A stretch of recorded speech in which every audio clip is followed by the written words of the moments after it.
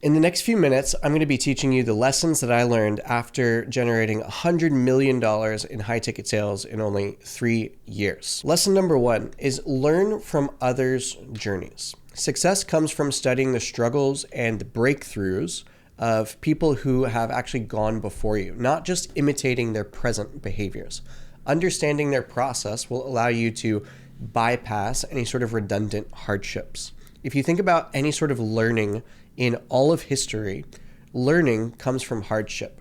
If you take Thomas Edison as an example, the inventor of the light bulb, a very famous quote from him is, he did learn one way how to make a light bulb, but he also learned, 10,000 ways how to not make a light bulb. And ultimately, society has paid him for the failures more than the successes, right? He spent far more time failing than he did succeeding, but the failure was the price that he had to pay in order to gain the success. So instead of just finding somebody that you look up to as, a sales mentor or a trainer and just doing whatever they do, you should seek to understand what was the actual learning experiences that they went through in order to get there, because you will oftentimes have to go through those same things. And any things that you can avoid, why wouldn't you? Lesson number 2 is that your environment matters. Any sort of restrictive or uninspiring setting can completely stifle your own progress. So breaking free from those conditions will be a very important step towards making any sort of meaningful change in your life. If you imagine a kid who is surrounded by other kids who are just bullies. They are mean, they're nasty, they pick on other people. This kid is more than likely going to adopt the same behaviors of those other people.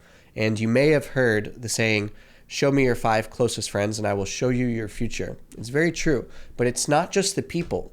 It's also the messages. It's the things that you see on social media. It's what's around you in your office. It's your family members and the conversations that you have with them. Literally everything that you experience in your life, your brain takes in and it does something with it. The question is, what do you want to be taking in for your brain to learn from? And if your environment is suboptimal, then you are completely capping the potential that you have inside of your own life. Point number 3 is commitment is non-negotiable.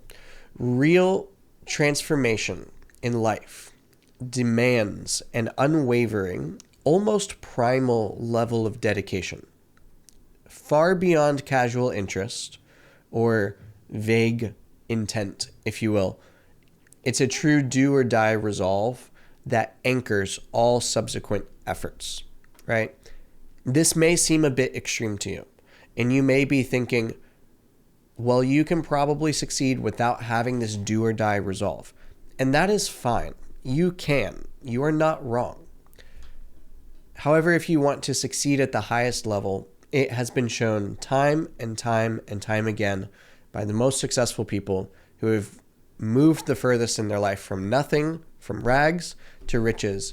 I can almost guarantee that you talk to any of them and they will agree that it's about this obsessive commitment to doing what needs done in order to achieve what it is that you want to achieve. So if there's that much data with the most successful people that you want to be like, why in the world would you believe anything different? Now, again, this is not saying that you can't succeed without this level of commitment. You can just have a casual interest.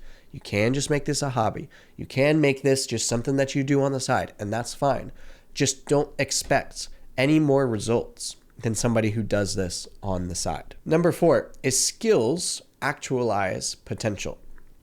Commitment lays the groundwork, but acquiring and mastering specific abilities and skills turns things from possibilities into real concrete outcomes, right? Skills are what ultimately bridge the gap between your intent and your results. If you want certain results inside of sales and you have the intent to get those results, all that is missing in the middle is skills. Now, the skills could be around sales ability and conversations. It could be social skills. It could be the skill of building your own authority and your own confidence. It could be the skills in finding better businesses to work with. It could be the skills in vetting out businesses to work with. It could be skills in networking. It could be anything under the sun. But skills in general are the thing that actually bridges that gap, again, between intent and results. So build your skills daily, every single day. Point number 5 is internal mastery is more important than external gains. All right. External success will stall without control over your own personal factors like your motivation, your emotions, your health, your habits.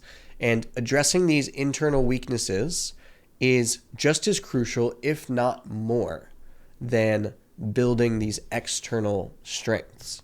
You can learn to be very, very good at sales. However, if you aren't able to show up consistently to put in the work, then you're probably going to underperform somebody else who has less sales skills, but more ability to be disciplined and committed and show up daily. All right. Point number 6, adversity expands capacity. Facing and overcoming significant challenges in your life acts as a catalyst for unlocking greater potential and resilience. Difficult experiences are the salt, if you will, that can give flavor to your life, and they're ultimately what stretch what you're capable of achieving. If you've ever had a rubber band and you stretch it really far, really quickly, it will break. However, if you stretch it to its limit and hold it, then you let go, and then you do it again, you will naturally see that the rubber band will stretch further and further. Adversity expands capacity. Point number 7 is identity shapes reality. Your life will be a reflection of however you perceive yourself. So if you want to alter your circumstances, you must first alter your beliefs and your self-concept. External change follows internal shifts. Point number 8, sacrifices are essential. Letting go of distractions, letting go of old patterns, letting go of comfort is necessary in order to maintain focus and momentum and growth. So streamlining your life will amplify your ability to pursue what it is that you actually care about. Point number 9 is beliefs drive results. The expectations that you hold directly influence what you experience.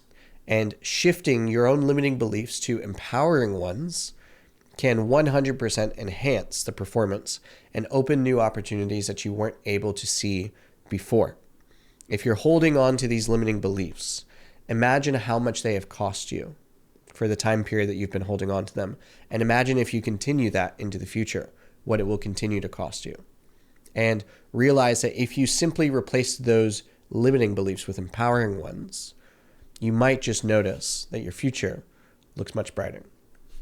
Last but not least, point number 10 is purpose beyond money.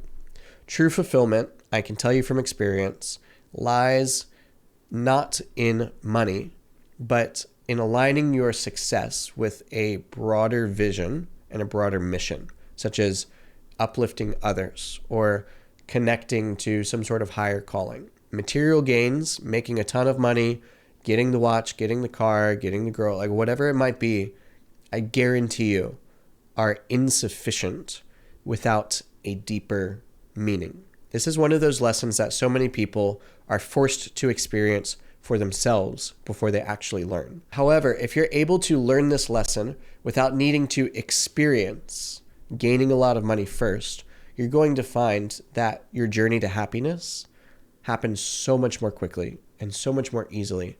And you may just end up making a lot of money anyway. So if you want to learn how to actually implement these things onto your day-to-day routine, your sales calls, into your life, into who you are as a person, and become this 2.0 version of yourself, just like we say on sales calls all the time, hit that first link down in the description. There's literally no downside to joining the Sales Dojo. It is free for the first 7 days, only upside, and who knows, it might just be the last sales training you ever need.